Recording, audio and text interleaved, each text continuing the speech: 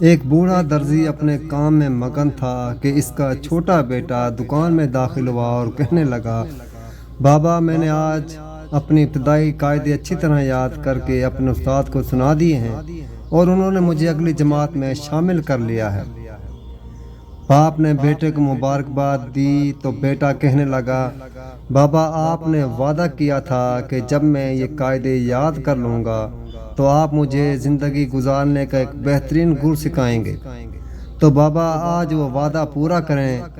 بوڑھا درزی یہ سن کر بیٹے سے بولا، ہاں میرے بیٹے، میں ذرا کام سے فارغ ہو جاؤں تو پھر بتاتا ہوں، تم ذرا وہ کینچی تو مجھے پکڑاؤ۔ میرے پیارو، بیٹے نے باپ کو کینچی دی تو درزی نے اس بڑے کپڑے کو چھوٹے چھوٹے ٹکڑوں میں کاٹنا شروع کر دیا۔ کاٹنے کے بعد کینچی کو زمین پر رکھے جوتوں میں پھینک دیا، پھر سوئی اٹھائی، اس میں دھاگا ڈالا اور ان ٹکڑوں کو سینے لگا۔ ٹکڑوں کو ایک دوسرے کے ساتھ سی کر ایک قمیض میں بدل دیا اور سوئی کو سر پر بندھے ہوئے امامے میں لگا کر بچ جانے والے دھاگے کو اپنی جیب میں ڈال لیا۔ درزی کا بیٹا یہ سب کچھ دیکھ رہا تھا۔ اس نے پوچھا، بابا آج تو آپ نے عجیب کام کیے ہیں جو میں نے پہلے نہیں دیکھے تھے۔ مہنگی کینچی کو زمین پر جوتوں میں ڈال دیا ہے اور اس کے مقابلے میں ایک معمولی قیمت کی سوئی کو سر پر امامہ میں لگا لیا ہے، ایسا کیوں؟